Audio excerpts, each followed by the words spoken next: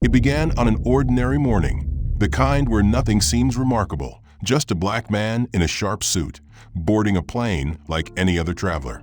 He moved with quiet dignity, said nothing, caused no trouble, and yet from the moment he stepped into the cabin, something in the air changed. Eyes lingered, smiles tightened, space seemed to shrink around him. No one raised their voice, no punches were thrown, but what followed was a series of humiliations so precise, so orchestrated, that it felt almost rehearsed. A wordless choreography of exclusion and suspicion unfolded, fueled by silent judgments and unspoken rules, each moment more degrading than the last. And yet, through it all, he didn't fight back, not at first. He didn't reveal who he was, didn't challenge what they believed him to be. He just endured. And that's where they made their mistake. Because the man they tried to shrink, to humiliate, to erase, was someone they never should have touched. His silence wasn't weakness. It was the calm before the reckoning. What they didn't know would soon burn through headlines, destroy careers, and force an entire industry to look in the mirror. But we're getting ahead of ourselves. If you're ready for a story that will make you uncomfortable, angry, and, by the end, deeply satisfied, you're in the right place. Hit like, subscribe for the full journey, and tell me in the comments where you're watching from. What would you have done if you were on that plane? Let's find out how far silence can go before the truth roars back. Cashin Rhodes stepped onto Flight 394 with the composed elegance of a man accustomed to navigating polished spaces with quiet precision. His suit, a deep navy tailored to perfection, bore the faint scent of cedarwood and command. In his left hand, a leather duffel whispered money and discretion. In his right, a first-class boarding pass gleamed in the artificial cabin light. The boarding tunnel behind him was still and hushed, but the atmosphere ahead tightened with every footfall he took toward the first-class cabin. There was something unspoken in the air, not quite noise, not quite resistance, but thick and unmistakable. The subtle shift of collective posture when someone who wasn't expected dares to cross a line drawn by nothing but silent consent. Cashin reached the entry point of first class, just feet away from his assigned seat, when the cart rolled sideways with unsettling precision. A tall flight attendant named Dina, her expression smooth to trained neutrality, parked the beverage cart directly in front of him. No greeting, no acknowledgement, just a silent blockade constructed of metal, condensation, and authority. Cashin paused, his brow lifted, not in arrogance, but in that careful, measured way that comes from years of being questioned by those with badges, offices, or assumptions. He held out his boarding pass as a quiet assertion, the way one might present credentials to enter a guarded room. Dina's eyes flicked down for a second. She saw it, but her gaze returned to the cart, to the bottles lined in military precision, and never again to his face. "Excuse me," he said gently, voice even and low, calibrated for calm, not confrontation. No response. Cashin waited. Behind him, a short line of passengers murmured, their bags nudging against their knees. Somewhere near the gate, a gate agent's laughter filtered through faintly. But here, in the first-class corridor, the mood had changed. The air wasn't warm anymore. Cashin cleared his throat. "This is my seat," he added, tilting the pass slightly. The paper crinkled, but Dina's silence remained unbroken. She did not move the cart. Instead, she reached for a small glass bottle of sparkling water and twisted its cap with exaggerated focus. Cashin glanced toward the overhead monitor. His name was on the manifest. Row 2A. He tried again, this time lifting the pass nearer to eye level. "I believe I'm in 2A. Dina finally spoke, but not to him. "We're still settling," she said vaguely, then stepped to the side of the cart without offering space. Her eyes slid to another attendant behind her, a red-haired man named Brody.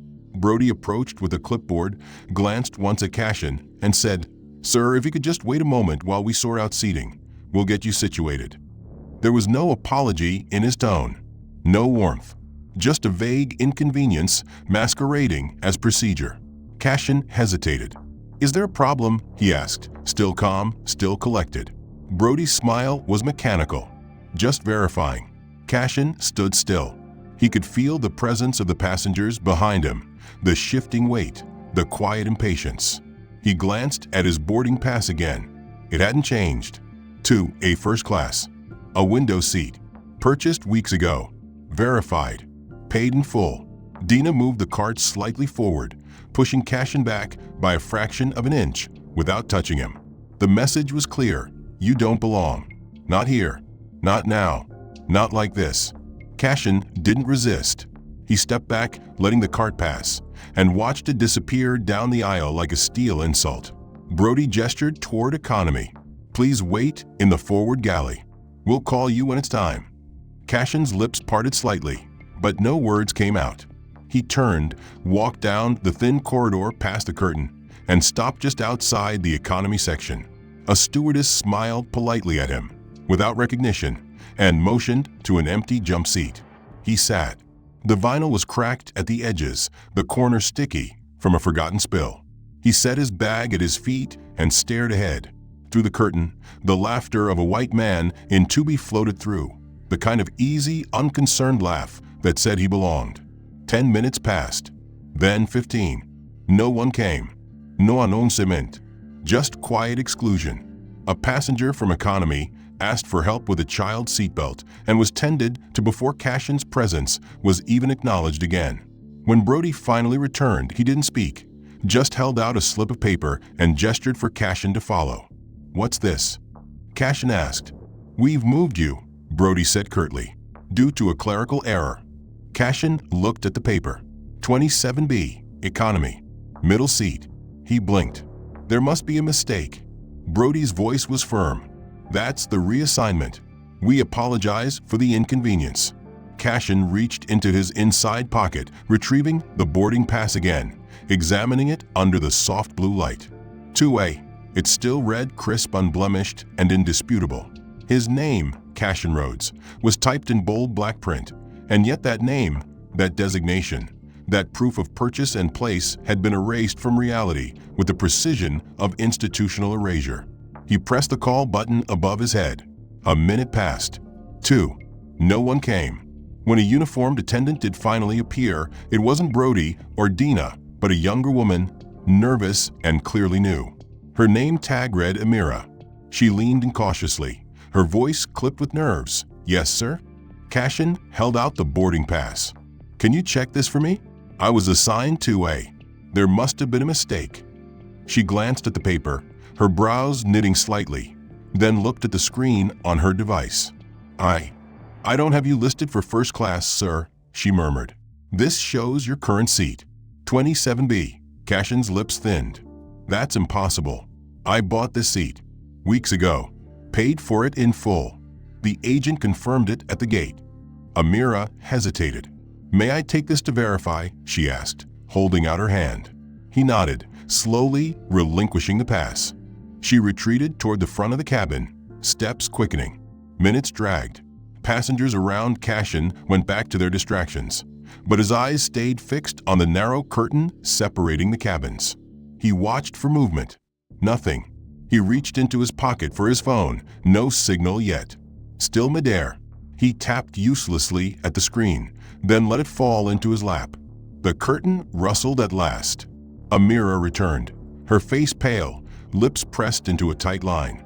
She handed back the pass without meeting his eyes. Sir, I checked with the manifest.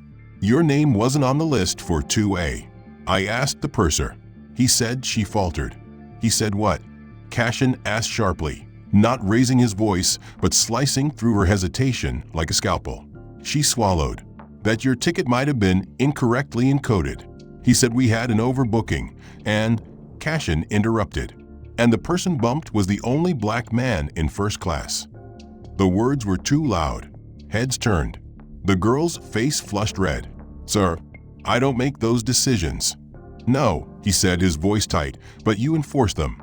She blinked fast, panic rising. We have a system, sir. Sometimes unlisted guests just aren't welcome up front.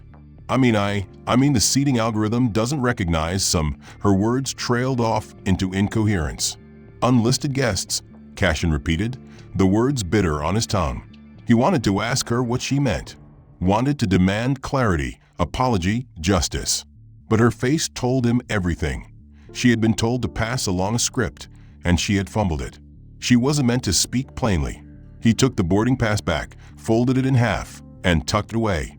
"Thank you," he said, not because he meant it, but because the game required civility to keep the aggressors comfortable. Amira backed away. The girl beside Cashin shifted awkwardly, pretending not to listen. The man on his other side snored louder. Cashin turned to the window, but there was only darkness outside, a mirror of his mood.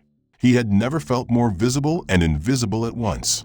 Somewhere near row 4, the curtain moved again, and 2 attendants emerged with carts.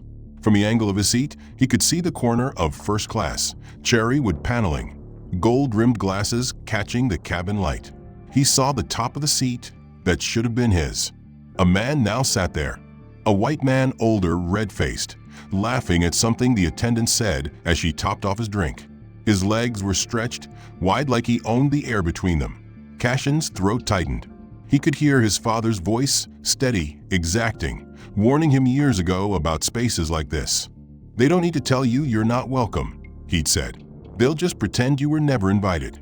The moment replayed like theater in his mind, the attendant blocking his way, the manifest missing his name, the trainee's whispered slip of truth. He'd been erased, quietly and efficiently. They hadn't removed him. They'd made him disappear. The meal cart finally reached his row. The attendant, a man named Eric, glanced down. "Meal preference." Cashin gave a short nod. "What are the options?" "Chicken or pasta?" Eric replied flatly. "I'll take the chicken." Eric opened the bin, then frowned. "Sorry, only pasta left." He placed the tray on Cashin's fold-out table without waiting for a response. It was cold. Cashin peeled back the foil, stared at the gluey mess inside. His stomach turned. He pushed it away. A child 2 rows ahead asked for a juice and was served with a smile. Cashin's own cup remained empty. When he pressed the button again, it took nearly 20 minutes before someone came. Not Eric, not Amira.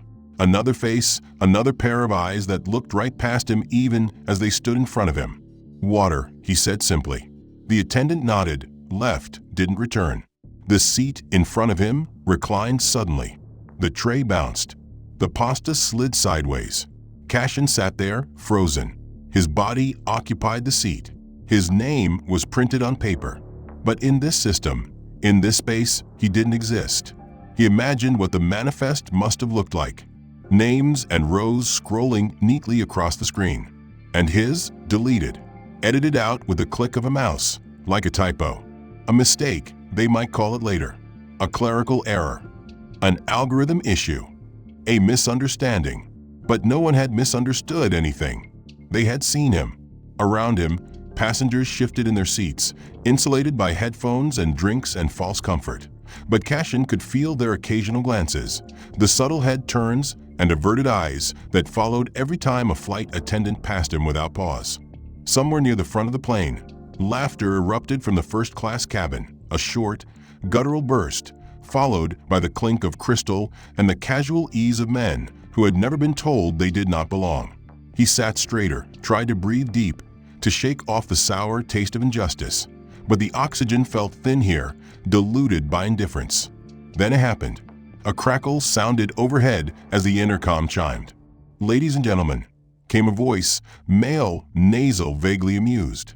"This is your first officer speaking. Just a quick note from a flight deck. We'd like to remind all passengers to remain in their assigned seats." There was a bit of confusion earlier involving an attempt to occupy first class without proper clearance, but everything is resolved. We appreciate your cooperation. The words landed like gunfire. Confusion. Attempt. Without proper clearance. Cashin's spine went rigid. There was a pause, a slight rustle as people processed what they'd heard, and then a wave of whispers passed through the cabin. He could feel it before he saw it, rows ahead. Heads began turning one by one, subtle, curious, unmistakable. Someone whispered, "That guy, right?" Another muttered, "He tried to sneak in?" A third chuckled. What was he thinking? Cashin's jaw tightened. The girl beside him shifted away, pulling her hoodie over her head. The man on the other side pretended to sleep harder. Cashin's hands gripped the armrests, nails biting into the vinyl. The announcement was deliberate, pointed, and false. He'd never snuck anywhere. He had a ticket, a seat, a right. And yet here he was, framed in a live broadcast over the loudspeaker, cast as a trespasser in front of 200 strangers, and no one had said his name, but everyone knew. Another attendant passed by, Eric, the one who had served him cold food, and his lips curled in what might have been a smirk. "Rough night?" he asked casually, not slowing down. Cashin didn't answer. Couldn't. His chest burned. His breath came shallow. This wasn't negligence anymore. This was performance. A theater designed to shame without confrontation, to punish with plausible deniability. Just as he tried to gather himself, another attendant approached, Brody, tall and smug and holding a tablet. "Mr. Rhodes," he said, loudly enough for nearby passengers to hear, "would you mind stepping to the galley with me for a moment? It's a quick baggage check, standard procedure, just need to verify all items match manifest records." The words were wrapped in corporate politeness, but the intent was surgical. Cashin stared at him, unwilling to move, but Brody smiled tightly and added, "We can do it the easy way or the formal way, sir." That was enough. Cashin unbuckled slowly, rose with the weight of every stare pressing into his back. He followed Brody down the narrow aisle. Conversations dimmed as he passed. Someone whispered, "Guess he really was trying something." Another said, "Probably thought no one would notice." In the galley, Brody gestured to the floor. Cashin's duffel bag sat there. Another attendant, Dina, stood beside it, arms crossed. "We just need to confirm," she said coolly. Cashin opened his mouth to protest, but Brody was already unzipping the bag. Socks, a laptop charger, a neatly folded shirt, item by item. They were pulled out and laid bare on the galley floor. A pair of cufflinks rolled under the beverage cart. Dina made no effort to retrieve them. A book landed open-faced, pages bending, spine cracked. A bottle of cologne fell and spun, clattering noisily against the metal. Cashin reached for it, but Brody blocked his hand. "Just let us finish, sir," he said, tone clipped. Passengers walking by slowed. One stopped. Two lingered near the lavatory, eyes scanning the scene. "This necessary?" someone asked. "Looks like they found something," another replied. Cashin's humiliation bloomed into his throat like bile. They were dismantling not just his belongings, but his very identity. His clothes, his care, his discipline, reduced to scattered artifacts under fluorescent light. When Brody finished, he gave a nod, as if satisfied by the desecration. "All clear," he said, then began stuffing the items back into the bag with none of the order they had arrived in. Cashin crouched to help, his fingers brushing the cool floor, reclaiming his things as a man gathers fallen pride. Dina watched, unblinking. Brody zipped the bag with finality, handed it over, and said nothing more. Cashin stood slowly, bag clutched to his side like armor. The injustice still smoldered in his chest, the sting of the announcement, the cold dismantling of his privacy under fluorescent scrutiny, the scattered glances of passengers trying to calculate the safest reaction to witnessing racism wrapped in protocol. He glanced at his folded boarding pass again, the ink slightly smudged from the heat of his palm. The number 2A stared back at him like a mockery, a designation rendered meaningless the moment his existence was judged inconvenient. Cashin leaned back, eyes closed, trying to center himself when a tone rang out from the intercom again. This time it was the lead attendant, Dina, speaking with sterile professionalism. "Ladies and gentlemen, we are conducting a routine in-flight compliance check. All passengers who have not completed pre-clearance documentation may be subject to reassignment or secondary verification." The cabin remained still for a moment, passengers exchanging puzzled glances. Cashin sat up slowly, brow furrowing. Pre-clearance documentation? No such policy had ever been part of the boarding process. Before he could even raise a question, Amira, the trainee who had previously delivered the manifest excuse, approached his row with a folded printout in her hand, her expression tightly controlled. "Mr. Rhodes," she said quietly, "I need to update your status as part of our compliance check." Cashin turned to face her, sensing another manufactured slight hiding beneath vague language. "What status?" he asked, the edge in his tone barely restrained. Amira glanced over her shoulder before unfolding the paper. "Due to a mismatch between your ticket profile and manifest clearance, we're required to label your seat accordingly." Before he could protest, she reached into the seat back pocket and pulled out a small piece of adhesive paper. She peeled off the backing and pressed the paper against the top of his seat. It was printed in plain Arial font, black on white, "Unverified passenger." Cashin froze. Around him, heads turned again, this time with less caution, more directness. The bold letters glared behind his head like a brand, reducing him to a status no other passenger shared. "This isn't protocol," he said flatly. "This isn't even real." Amira stammered. "I was just told." "By who?" he pressed. She didn't answer. Her fingers trembled slightly as she backed away. Cashin tore the label from his seat and held it up like a flag of war. He stared at it, then at the attendants retreating back, trying to grasp how deep the manipulation would go. The announcement, the inspection, the reassignment. Now this? A fabricated policy invented midair, enforced solely on him. Designed not for safety or order, but to further cement the illusion that he was other. A problem. A presence that required additional scrutiny. He turned to his roommate, the teenage girl with the earbuds. She looked at him, wide-eyed, and quickly looked away. He shifted forward, pulled out the flight information card, flipped through the terms of service, searching for anything about pre-clearance. There was nothing. He wasn't surprised. He was angry, yes, but more than that, he was tired. This wasn't a glitch. It was a system working exactly as designed.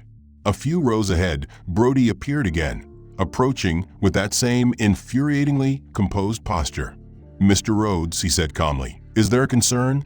Cashin held up the label. "You made this up." Brody raised an eyebrow. "Sir, we're following new federal compliance guidelines. You may file a grievance post-flight." "Show me the policy," Cashin said, still holding the label. "Right now." Brody smiled as if Cashin had asked for champagne on a full flight. "I'm not authorized to distribute internal compliance documents, sir." "Because they don't exist," Cashin said, voice low, teeth clenched. Brody didn't flinch. "Please return your seat to the upright position. We'll be landing in approximately 1 hour." And with that, he walked away. Cashin sat there, label still in hand, the words staring up at him like a sentence he hadn't agreed to serve. Unverified. Not just off the manifest, not just reassigned, now officially marked as suspect. He imagined what the passengers would say once they landed. How many would recount the story of the man who tried to sneak into first class, who had his bag searched, whose seat bore the mark of someone flagged. He felt the weight of their eyes even when their heads were turned. They didn't need to look directly at him anymore. The label had done its work. It had rebranded him in their minds, not as a man who had been wronged, but as someone who had done something wrong. The transformation was complete, and it had required no violence, no raised voices, just well-placed lies and the silence of those who saw and did nothing. The first jolt of real rejection came as the woman beside him, a sharply dressed executive with a designer scarf and a magazine from an in-flight duty-free catalog, suddenly pulled her arm away from the shared rest. It wasn't subtle. She leaned away, clutching her designer tote like it might be contaminated if it brushed against his thigh. Cashin didn't move. He didn't look at her, but her discomfort pulsed between them like heat from a flame. He could hear the fabric of her seat creak as she leaned toward the aisle, her voice low, but not low enough.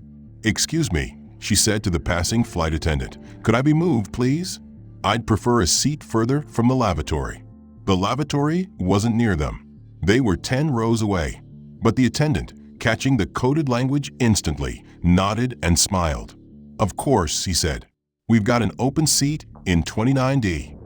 Without another word, the woman gathered her scarf, her bag, her magazine, and rose from her seat like she'd been sitting in something filthy. She didn't look at Cashin as she passed, but he could see the way her shoulders tensed, the effort she made not to touch him, not even accidentally. As she disappeared down the aisle, her scent lingered, a sharp floral perfume, elegant and cold. The seat beside him was now empty. No one rushed to fill it. The rest of the passengers resumed their performance of disinterest. But their silence was deafening. Across the aisle, a child of about 8 sat with her mother, legs swinging above the floor, fingers playing with the edge of her safety belt. She looked at Cashin with wide, unblinking eyes, then leaned toward her mother and whispered, "Why is that man being punished?" Her mother didn't hesitate. "Because he lied," she said, the words clipped and certain. Cashin inhaled sharply, eyes burning. That child would remember this flight, would remember the quiet man in the suit, the label on his seat, the whispered rumors. She'd remember her mother's answer, and maybe she'd believe it. Maybe someday she'd tell someone else, pass on the story like a cautionary tale. And the lie would live on, not because it was true, but because no one had stopped it, because no one cared enough to challenge it, because silence always made room for falsehoods to grow. Cashin looked around and saw every passenger playing their part. Some were staring at their phones. Some were watching the screen showing the altitude. Some pretended to sleep. Not one person had asked him what happened. Not one had leaned in to say, "That's not right." They'd seen the inspection, the announcement, the label, and they'd accepted it. Because it was easier to assume guilt than to acknowledge injustice. Because the performance had been written so well, and they'd been trained to believe the actors in uniform without question. He shifted in his seat, his suit wrinkled from hours of stillness, his tie slightly loosened, but his composure intact. He wouldn't give them the collapse they wanted. He wouldn't rage or weep or beg for kindness. He would endure, because that was what survival demanded. But inside, the storm had begun to churn. The shame had hardened into something sharper, something that no longer bowed its head. He reached into his bag, pulled out a pen, and scribbled a few lines on the back of the voucher. Not words of anger, not accusations, just names, details, timestamps. A record. Not for them, for him. Because when the time came, he would remember who they were, what they did, and how easily they allowed it. He folded the paper carefully, tucked it into his wallet, beside his ID. A name, a seat number, a label. That's all it had taken to erase him in their eyes. The plane began its final descent. The seatbelt signs lit up. The attendants walked the aisles, checking for compliance. One paused beside him, glanced at the empty seat where the executive woman had sat, then moved on without a word. Cashin stared forward, unblinking. The wheels touched down with a thud. The engines reversed. The cabin shuddered slightly. Applause broke out somewhere near the front. The illusion of normalcy reasserted itself, like a mask being reapplied after a grimace. As the plane rolled toward the gate, the intercom buzzed once more. "Ladies and gentlemen, welcome to Boston Logan International Airport. Please remain seated with your seatbelts fastened until the aircraft has come to a complete stop. We hope you enjoyed your flight." Cashin let out a breath he hadn't realized he was holding. The irony of the closing line was almost laughable. Enjoyed your flight. He didn't stand when the others did. He waited as they filed past him, bags in hand, eyes averted. The child across the aisle looked back at him once more, curious, uncertain. Her mother pulled her forward. When the cabin had emptied, when only a few stragglers remained, Cashin rose and retrieved his bag. As he stepped into the aisle, the label he had torn from his seat fluttered from his lap and landed softly on the floor. He could still feel the faint stick of the unverified passenger label that had clung to the seat behind his head, a physical manifestation of everything they wanted him to believe about himself. As he walked through the airport, the crowd around him surged with motion and energy.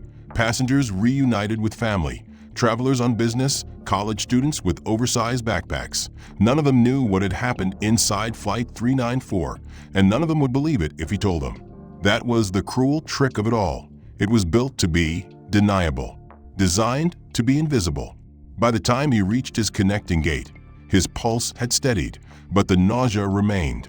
He had a 40-minute layover before boarding the final leg of his trip, a short hop to New York. He didn't eat. He didn't speak. He just sat by the window, staring at the tarmac, replaying each moment from the last flight, each word carefully chosen to sound neutral, each action calibrated for maximum erasure. The boarding call came quickly. Group 1.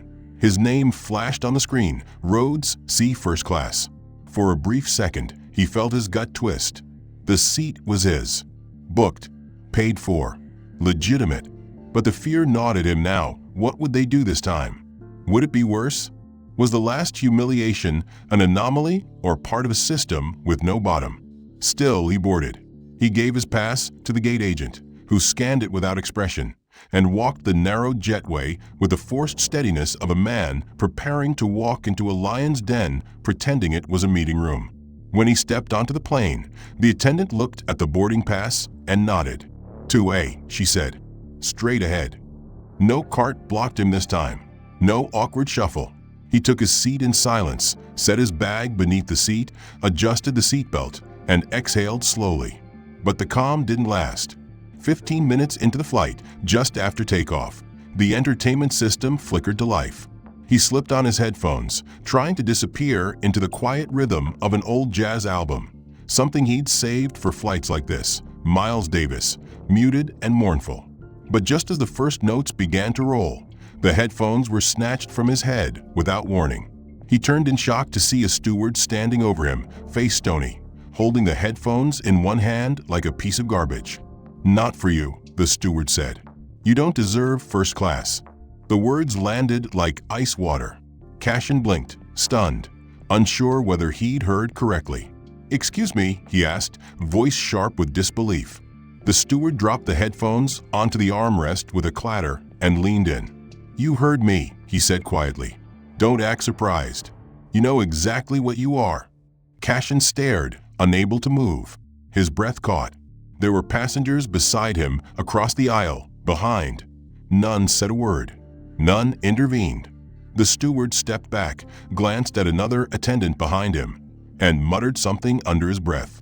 Both of them smirked. Cashin retrieved the headphones, placed them beside him, but didn't put them back on. He stared forward, frozen in disbelief. Minutes passed. He tried to focus on breathing, tried not to react. But it wasn't over. A half hour later, the steward returned with a clipboard. Mr. Rhodes, he said in a voice loud enough for nearby passengers to hear, we've had a seating correction due to special circumstances. I need to relocate you to 34E. Cashin blinked. That's economy, he said. The steward nodded, eyes unblinking. Yes. Center seat. Temporary reassignment due to a system update. You'll be compensated post-flight. Cashin didn't move. I'm not giving up my seat. The steward smiled tightly. Then I'll have to get the captain. A pause. A beat. Then, please don't escalate this. The word echoed, escalate. A threat disguised as concern. A reminder that his resistance would be the headline, not their abuse. Cashin stood, not because he accepted, but because he knew what resistance would be turned into. He reached for his bag, but the steward took it first, already wheeling it away. The walk down the aisle was longer this time, harsher. No whispers now, just silence, thick and knowing. He reached 34E and saw the seat cramped center, hemmed in by two passengers already frowning at the intrusion. One of them moved his knees reluctantly. The other made no effort at all. Cashin squeezed in. His bag was shoved beneath the seat. His legs barely fit. The seat back in front of him had a broken tray table. The air vent above dripped. Someone coughed into their hand nearby. He sat motionless. 10 minutes passed. Then the attendants came by again. Mr. Rhodes, they said as they leaned in, just want to make sure you're comfortable. Their smiles were poison. He didn't answer. They had tried to erase him. Again. And this time they had done it not with mistakes, but with malice disguised as regulation. And now, after hours of silence, of swallowing insult after insult, Cashin felt the moment shift inside him, subtle at first like a hinge unlocking. He sat with his hands clasped in his lap, calm as ice on the surface, but behind his stillness, his lineage stirred. His entire life, he had watched men talk circles around truth, seen boardrooms manipulate perception, had sat quietly beside giants who built empires with composed faces and merciless resolve. And now the mask they had placed on him, the one labeled unverified, was beginning to crack, not because he tore it off, but because the weight of their own assumptions was collapsing it from within. As the plane began its descent, as the overhead lights flickered to full brightness and the final preparations for landing commenced, the steward returned. That same one with a fake clipboard and false apologies, and leaned slightly into Cashin's row. "You'll need to remain seated after landing," he said with the smug confidence of a man who believed no consequence could ever reach him. "Security may want to speak with you. Standard protocol." Cashin looked up, his voice low but firm, every syllable delivered like a gavel strike. "Call Lionel Rhodes." The words hung in the air, heavy and foreign to the steward's ears, dismissed at first as irrelevant. "Excuse me," the steward said, tilting his head. Cashin repeated it, this time without pause, his eyes locked on the man's, unwavering. "Call Lionel Rhodes. Tell him Cashin is on flight 4982. Tell him his son has been in economy since takeoff." The steward stared at him, the name rolling around in his mind like a puzzle piece that didn't fit until it did. "Wait," he said, blinking. "What did you?" Cashin didn't respond. He simply held the man's gaze as a slow, spreading realization crawled across the steward's face like oil over water. He straightened, stepped back slightly, glanced down at the passenger manifest, as if hoping the truth might not be there. But it was. The name, the last name, and the first. Gaston Lionel Road. In that moment, the name traveled faster than the seatbelt signs lighting above them. It passed from steward to purser, from purser to pilot, and then backwards, through the aisle like wildfire through dry brush. Passengers began to murmur. "Rhodes," someone whispered. "As in Rhodes Aviation?" another replied. "Isn't that the guy who owns half the terminals in New York?" a third added. "No," said a voice from behind, quiet but certain. "That's Lionel Rhodes. That's his son." The temperature in the cabin changed. It wasn't physical. No air vent had shifted, but it felt as though the pressure had dropped, as though the oxygen levels had increased, because the tone that had filled the plane for hours, mockery, doubt, condescension, was replaced by something colder and far more dangerous: fear. Genuine, bone-deep fear. The steward who had spoken to Cashin so confidently now backed away slowly, his mouth slightly open, hands trembling just enough to betray the panic now blooming in his chest. He turned sharply and hurried toward the front. Moments later, the purser returned, a woman in her 50s whose posture had previously exuded calm control, but who now looked like she had swallowed a mouthful of glass. "Mr. Rhodes," she said carefully, please accept our sincerest apologies. There appears to have been a critical mistake in your seating." Cashin didn't smile. He didn't nod. He didn't offer her the grace she was hoping for. "You had hours to correct your mistake," he said simply. "You didn't. You doubled down." She tried again. "The captain would like to speak with you personally. Once we've landed." Cashin leaned slightly forward, his voice still low, but this time carrying the weight of absolute certainty. "You'll speak to my father before you speak to me again. I suggest you prepare to answer for what happened on both flights."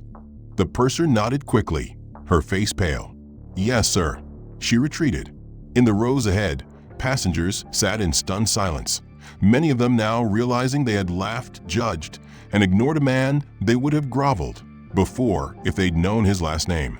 One woman who had watched his bag be emptied into the galley now looked away in shame. Another, the same executive who'd requested a new seat, began typing furiously on her phone, composing what could only be the first draft of an apology she hoped she'd never have to send. As the wheels touched down, as the reverse thrusters roared and the plane slowed on the runway, the mood in the cabin was no longer casual. It was reverent, cautious. The crew disappeared into the galley to whisper among themselves, the laughter gone, replaced by frantic activity. Cashin remained in his seat, his hands still folded in his lap. He wasn't angry. He wasn't even surprised. But for the first time since stepping onto the first plane, he no longer felt like a ghost. They saw him now, not as a threat, not as a label, but as something they feared: consequence. As the plane came to a stop and the seatbelt sign pinged off, no one stood. Not until he did. And when he rose, when he reached for his bag, the aisle parted like the Red Sea. No words were spoken, But every step he took toward the front was an act of reckoning. Every glance from a passenger was an admission of guilt. A cluster of passengers slowed behind him, their faces no longer marked with amusement or curiosity, but with recognition and shame. And though they didn't say anything to him, a few pulled out their phones, not to record now, but to check their own digital footprints, to delete tweets they had typed with smug delight or whispers they had DM'd to friends during the flight. But it was too late, because 3 rows behind Cashin, an unassuming passenger, a graduate student with a reputation for filming injustice and a TikTok following just large enough to matter, had captured every moment. From the snatched headphones to the steward's sneer to the degrading label slapped onto Cashin's seat, the footage existed in full, uninterrupted clarity. And by the time Cashin exited the terminal doors and stepped into the luxury sedan waiting for him at the curb, it had already been viewed over 1.2 million times.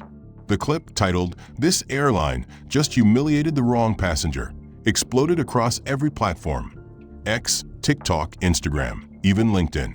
People paused in boardrooms to watch it. It played on monitors in hotel lobbies and cafes. Comments poured in faster than moderators could filter. And the narrative shifted in real time, not because people suddenly cared about racism, but because the person humiliated had power. Real power. The kind with consequences. The kind with a last name that built airports and controlled stock shares. And as the clip surged through the algorithm like a virus made of justice and wrath, the comments turned. Apologies followed, some public, most pathetic. "I was on that flight. I had no idea who he was. I wish I'd spoken up. This is horrifying." Others were more blunt. "They messed with the roads? Game over." And it was. Because less than an hour after the clip broke the 2 million mark, a private jet redirected its flight plan, a motorcade left a rooftop helipad, and the CEO of the airline, Jeffrey T. Coleman, a man who hadn't set foot in a terminal in over 6 years, walked briskly through Gate 47 with 2 senior VPs, 3 lawyers, and a pair of security escorts who flanked him like avenging angels in tailored suits. He didn't pause for press. He didn't stop for security. He walked through the concourse like a man with nothing left to say and everything left to fix. The crew from Flight 39 had been ordered to remain at the terminal for debrief, but now they stood in a rigid line, pale and sweating, their uniforms suddenly feeling more like targets than symbols of authority. Dina, the flight leader who had first blocked Cashin's entry with the cart, tried to explain herself first. There was confusion at boarding. "The manifest was wrong." "No," Coleman said, voice flat. "The only thing wrong was every decision you made afterward." Brody, the steward who had overseen the seat reassignment and ordered the fake compliance label, stepped forward. "We were told to follow protocols." Coleman cut him off. "There was no protocol. You invented rules to justify prejudice." "We didn't know who he was," Dina said quietly, her voice cracking. "That's the problem," Coleman snapped. "It shouldn't matter who he is." The lawyers behind him handed each crew member an envelope. Inside, termination documents effective immediately.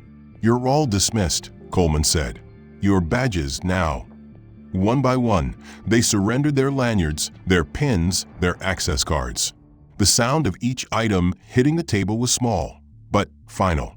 Passengers still lingering in the terminal gasped, some pulling out phones to record, others too stunned to move. Cashin, watching from a distance in the back seat of the waiting car, said nothing. He didn't smile. He didn't gloat. But inside him, something uncoiled, a deep, quiet breath he hadn't allowed himself to take since that cart had stopped him at the front of first class. At last, someone had done more than apologize. They had acted.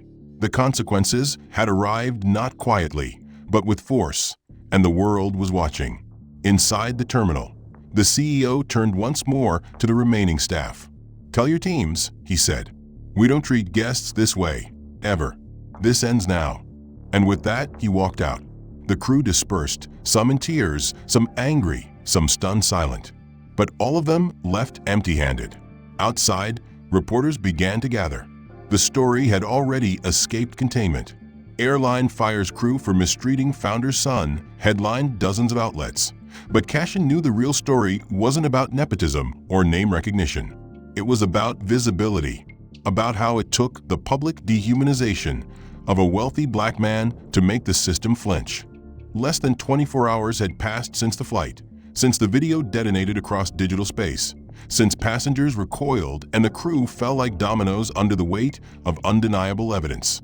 And now the fallout had begun to settle not just in boardrooms, but in living rooms, dormitories, and phone screens across the country.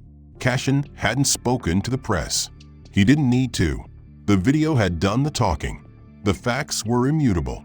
The footage showed every gesture, every smirk, every time they looked at him and saw less. And more importantly, it showed how no one had stopped it. The apologies trickled in, some from passengers, some from crew members who had already received termination notices, some from executives at the airline who suddenly discovered a language of empathy they had never used before, but Cashin read none of them. His phone had been placed in airplane mode, not from irony, but from discipline. He was not chasing retribution. He was engineering consequences. Lionel Rhodes had moved just as swiftly. A private legal firm known for discretion and lethal efficiency had been dispatched with a simple mission: deliver accountability not in hashtags or headlines, but in legally binding action. By noon, each member of the crew from both flights, Brody, Dina, Eric, Amira, and even the captain who had signed off on the unverified passenger designation, received hand-delivered envelopes bearing the Rhodes aviation seal. Inside, each letter detailed not only their termination, but outlined the specific breaches of civil rights, violations of FAA protocols, and the legal consequences forthcoming: individual lawsuits, referrals to federal oversight agencies, and the permanent revocation of aviation credentials. The letter was signed at the bottom not by Cashin, but by Lionel himself, LR, in looping ink, with a single line beneath: "We do not bury misconduct. We expose it." The impact was immediate. The crew scattered. Some retreated to their families. Others deleted their social media accounts within hours, but it was too late. The internet does not forget, and neither did the world. One by one, their names were dredged up, their profiles uncovered, their past tweets and Facebook photos examined under the harsh light of public outrage. Brody, the smug steward who had whispered threats and ordered Cashin's relocation, became the face of the scandal. A screenshot from the video, his hand ripping the headphones away, became a meme, a symbol of unchecked authority weaponized against dignity. His inbox filled with messages ranging from disgust to outright threats. His LinkedIn account was flooded with one-star reviews from strangers. And the final blow came not from the public, but from his own home. A quiet man named Frank Walker, a retired air marshal and Brody's father, who had once spent decades training crews on ethics and conflict de-escalation, was called for a comment by a local reporter. His words were brief: "My son lost his uniform and his character. I won't speak for him. I raised him to do better. I failed." That quote trended. Brody, now jobless and living in his sister's guest room, tried to respond on a live stream, but his apology fell flat, stiff, defensive, laced with excuses. Within minutes, the comment section devoured him. The world had turned, and it would not turn back. Dina, the flight lead, vanished from public view altogether. Rumors circulated that she had left the state, fleeing not just press, but professional exile.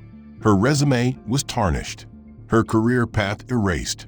No airline, not even the low-budget chains, wanted a headline liability on their payroll.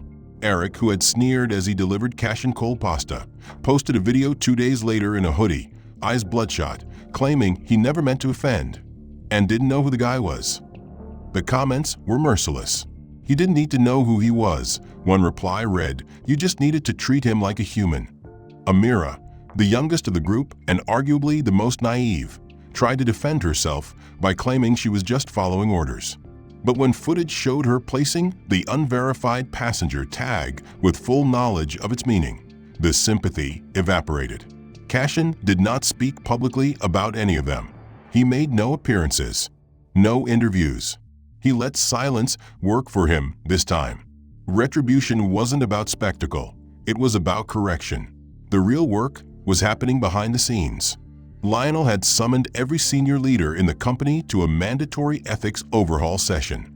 Diversity training was no longer a checkbox seminar, but a multi-week initiative with performance-based consequences. Whistleblower channels were amplified. Policies were rewritten. Every employee had to recertify under a new charter, one that began with the incident that should never have happened. Cashin, meanwhile, met with civil rights attorneys not to sue for damages, but to draft a precedent. He wanted the airline to become a model, not for PR, but for enforceable accountability. This isn't just about race, he told them in closed doors. It's about power, and what people do with it when they think they'll never be punished. He initiated a fund from his own portfolio, matched by his father's legacy trust, to cover legal representation for travelers who experienced bias on commercial flights. Within a week, that fund had already processed 30 complaints from across the country. Behind every post, every clip, every breath of viral fury was a real person. It had been 6 weeks since Cashin Rhodes walked off that plane in silence, but the ripple of what he refused to shout had not stopped moving outward. Instead, it had grown wider, deeper, touching places and people that would never see his face, but would feel the echo of what was changed by it. Headlines had faded as they always did. Attention cycled to newer crises and louder stories. But beneath the surface, where the real impact always lives, the roots had begun to burrow into corporate policies, into personal consciences, into the eyes of those who had watched a man's dignity stripped for sport and realized they'd said nothing. Cashin had gone back to work, not to the boardroom, but to the outreach division he'd quietly funded for years, pouring resources into reform programs that never bore his name, because legacy wasn't about being known. It was about what remained when the knowing stopped. In that time, some passengers from those infamous flights sent him emails or letters, most filled with apologies drenched in shame, some with self-defense disguised as remorse, a few simply saying, "I'm sorry, I didn't say anything." He read each one, not out of anger, but to understand the layers of silence people wrap themselves in. But the stories he paid more attention to came from others, those who saw the video and felt seen for the first time. A father in Atlanta who'd been dragged from a plane over a ticketing error. A veteran in Denver accused of trying to upgrade fraudulently despite using miles he earned overseas. A nurse in Chicago who'd been asked to prove her credentials mid-flight when she tried to help a fainting passenger. Their stories flowed into the foundation he had quietly renamed Flight 394, and Cashin met with each one he could, not as an executive, but as a peer. But while he moved forward, the people who tried to reduce him to a threat had been left with the fragments of their own illusions. Dina, the flight lead who once wielded policy like a blade, had taken her envelope of termination and quietly disappeared from the aviation world. For days after, she didn't leave her apartment, watching the news on mute, scrolling through comments that condemned her, some rightfully, some viciously, all of them unavoidable. But it wasn't until her niece, 6 years old, bright and honest, asked her, "Auntie, why don't people like you anymore?" that the mirror finally cracked. Dina couldn't answer, so she stopped trying to hide. She moved to a quieter city, signed up to volunteer at a community center where no one knew her name, and for weeks she swept floors, stocked books, cleaned bathrooms without complaint. It wasn't penance. It was presence. One Tuesday, she found herself sitting in on a discussion group for young women of color, teenagers dealing with everything from food insecurity to racial profiling. And as they talked about feeling invisible, about being spoken over, about how authorities sometimes only noticed them when it wanted to punish them, Dina began to cry. Not the soft, sanitized tears of regret, but the deep, body-shaking sobs of someone who had finally seen herself as others had. She confessed, not to absolve, but to reveal. "I did things I thought were protocol," she said, "but they weren't. They were bias. They were fear. And I didn't even know I carried that inside me." No one hugged her. No one consoled her. But they listened. And in that listening, Dina began to rebuild, not her image, but her character. Eric moved to another state and changed careers.